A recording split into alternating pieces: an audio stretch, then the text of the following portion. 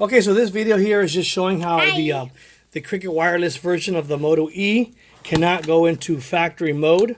So basically, let me just get the phone out here. Yeah, it won't. And can't unlock. That's why we got the other phone.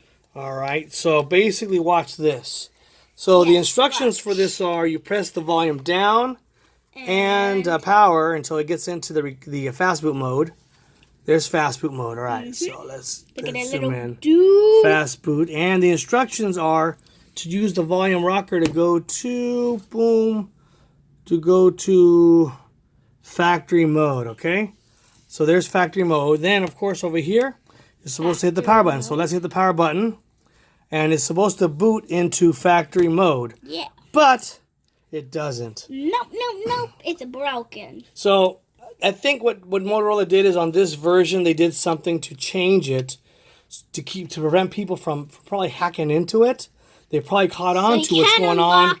Yep. So these hackers online that are going around claiming they could SIM unlock it. Well, guess what? Motorola has just blocked you. Boom. So as you can see, it basically booted up and it went to the home screen basically. Yeah. So it went straight to the home screen. It's useless. Yeah, this one's bummer. Useless version. And eventually, I think what happens is after a while, the screen here, it'll say special tools or something like that. I forget what it says. Oh, no.